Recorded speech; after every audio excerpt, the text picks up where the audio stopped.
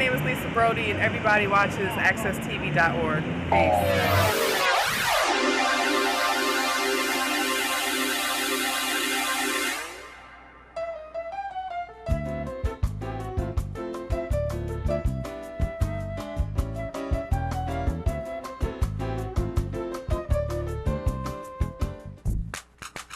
Let's do it.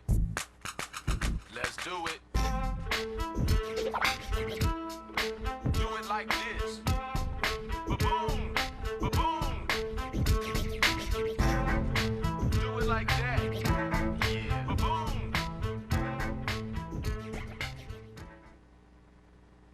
This is Jonathan Small, broadcasting live today from accesstv.org studios in downtown Hartford. Basically, this is a very nice summer day. I'm still enjoying myself and hope everybody out there is doing the same. I'm going to kind of focus today to broaden a local issue or statewide issue on the political race that's coming up, or the political primary election that's up and coming tomorrow. I don't know if it's a national primary throughout the entire country, but in Connecticut, we will be having our primary. And I'm kind of going to do a 2 to 3 part series dealing with the political system here in Connecticut, but pretty much throughout the entire country, because it's all in common relevancies. What is the real purpose of participating in the political system? I mean, that's going to be the main issue that people have to think about before you even decide who you're going to vote for. Do you feel that voting for elected candidates is going to make a difference? Do you think the system is designed to really do what it claims it's capable of doing? Do many people buy into the political system? It's all a big, big issue that I think many people at times don't even know how to fully grasp. I think personally for me, I think the system is available. It can work for you if you know how to make the system work for you. There's no guarantees. The political system has come a long way from the beginning stages where more people are eligible to vote. Do your vote makes a difference? Is it really going to change anything directly involving yourself and your community that you reside in? All of these answers or questions have to clearly be answered at some point. Unfortunately, here in Hartford, Connecticut, we're going to have the primaries tomorrow in many districts. They are already expecting a low turnout. The 5th district, basically combined of Windsor and Hartford, is a new district. The candidates have already told me, at least one of them, that he expects more voters from Windsor than Hartford.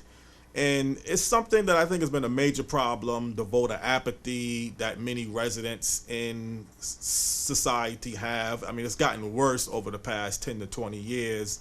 Whether you're talking about a local level or a national level, clearly the local levels can impact you directly where you are at.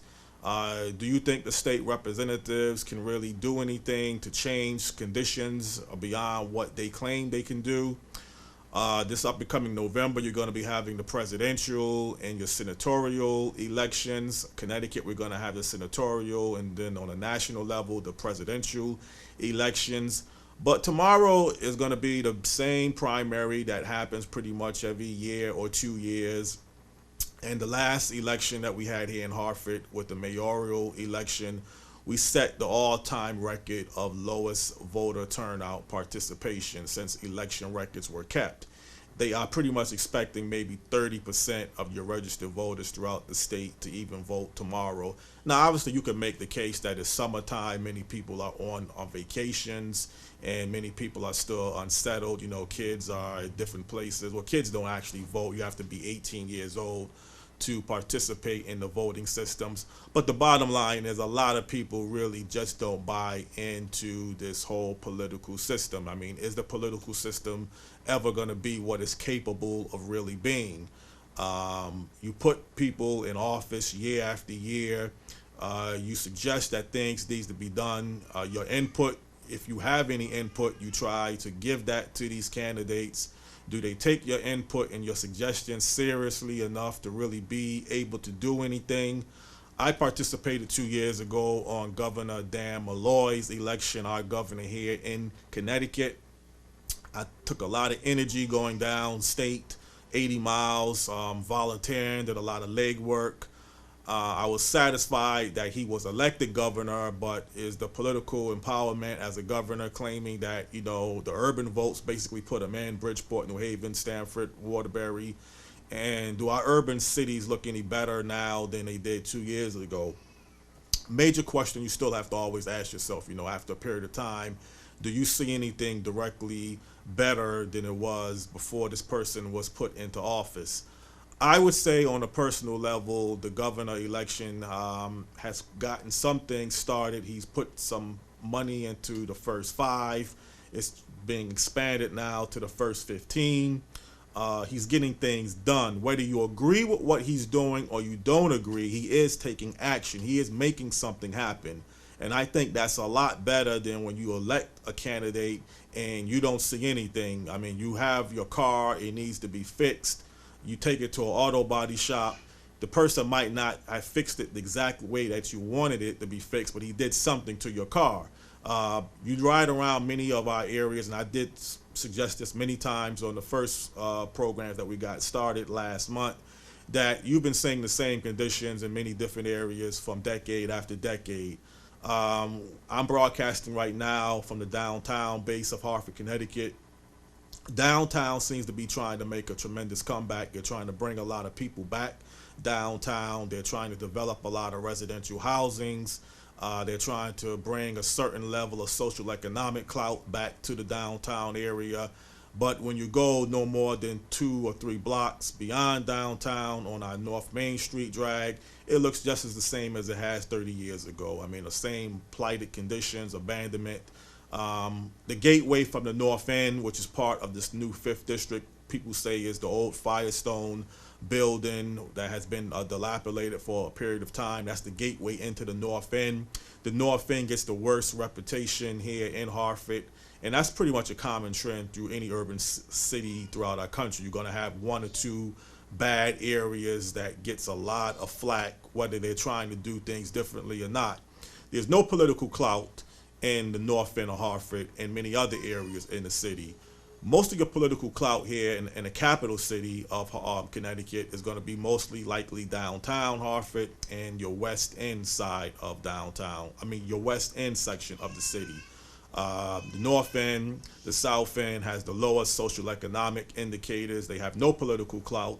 They have no belief, many of the residents, that anything dramatic is going to change. And I'm pretty sure you go anywhere throughout the country, South Central LA, Watts, Detroit, southeastern Washington, D.C., South Atlanta, Liberty City, Miami, the list goes on and on. They have the same mindset and the same structural disbelief in their communities that they've seen over a long period of time. So basically, when only one, mostly the downtown areas and maybe 1 affluent areas, can get some political clout and the other areas don't, that translates into your residents many times having the disbelief that their participation in voting is going to change anything.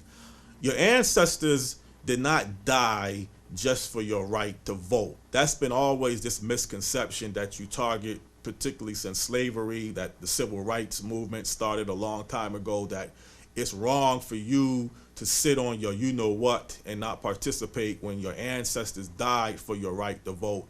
Your ancestors died for your right to participate in a voting political system that's going to make a dramatic change. They didn't just die and give up their life just to be able to go to the electoral ballots and cast a vote for a candidate that's not serious or capable of doing anything that they claim they can do and will do. They didn't die for that particular reason. They died to make a tremendous change where you can buy or vote into something that can do many different aspects, because however you feel about the political system, it's a direct impact in many aspects of every particular category of your life. I was even told a long time ago, it even comes down to where you're going to be buried at, the political system. Everything pretty much is designed on a political level. It's very important because whether you participate in the voting system or not, the system is still going to operate the way it's capable of operating. It's going to empower somebody. It might not be the majority of people in your family, in your community, but it's going to do something. Somebody is going to get something out of this political system, out of these electoral races. The question is it going to do anything for you? There's no need of having sour grapes after the election is over. I can clearly understand why many people feel apathetic about the political system, because if you haven't seen anything dramatic change for 30 and 40 years, I mean, just here in the capital city alone, it's all over the country. Since we had the riots, the last riots in 1969, a lot of changes happened since that period of time. But if you're talking about over 40 years and your neighborhood has not been really economically, politically, and socially empowered, and now all of a sudden you're seeing electoral candidates coming into your area saying, we want to provide jobs, we want to provide better housing, we want to have a better educational system for your community. It's hard for people that's been in that situation for a long time to buy into it. Now, you come downtown where you see a lot of development, a lot of emphasis on trying to beautify your area. You see a lot of new faces coming into this area. You see some changes, although our downtown has been through a long standstill since the early part of the 80s to where we are just now. But at least at the same time, you do see progress. You do see the cranes. We had $1 billion Adrian Landing development project that came along in the 2000s. Provided the Connecticut Convention Center, which represents the entire state. Riverfront has been a tremendous walkable structure that takes you from downtown over to East Hartford, over to Riverside Park. The Marriott Hotel looks tremendous when you're driving on the highway. The Connecticut Science Center represents the entire state, brought directly downtown. You have one media company that's looking to go back to Constitution Plaza. So at least in the downtown area, you do see some signs that economic prosperity and economic development and finance is targeted into that area. Now, how come the money and resources don't reach other parts of your city? Is the political system going to be the solution to that? That's the $1 million question. I mean, if the people in the neighborhoods who don't vote, are not registered to vote, have given up on the voting systems, don't feel that that's going to make any difference. They take the same attitude. Well, if I vote for something and it's not going to do anything, why should I take my energy and time to go out there and vote again? And then 20 and 30 years ago, my neighborhoods, my backyard looks the same. Your influential suburban surrounding towns throughout our state don't think that way. They have seen changes. They have seen conditions improve. They have seen their issues taken seriously. And that transforms into the belief that voting and participating in the political system is going to make a difference. Tomorrow will be the primary election date. Are people going to vote? I can give you that answer, obviously, the following day. Like I say, this is going to be a 2 to 3 part series dealing with the political system. But the first part today is, do you believe the political system is designed to work and make a difference? It's a tremendous debatable issue. I mean, I had just laid down over the past 13 to 14 minutes the history on a small, minute level on how the political system has been operating here. And it's a common trend, like I mentioned, all throughout the country. You go down to Liberty City, Miami, that area's been devastated for decades. Overtown, devastated. Southeastern DC, South Atlanta, Watts, South Central. I mean, the list goes on and on, you know, so it's a tremendous common problem. But I don't know if the political system alone is the reasons why you have the disenfranchisement, the exclusion, the inequities, the disparities, the hopelessness, the neglect, all the things that you don't aim for in a thriving community. Sometimes you just got to get beat down hard enough to wake up. Sometimes people just ain't hurt bad enough, you know. Sometimes you got to get hit hard enough to really make you realize that you got to do something different. I don't know if the political system is going to be the solution to wake people up, to give people this type of attitude that they got to do something different, they got to get involved.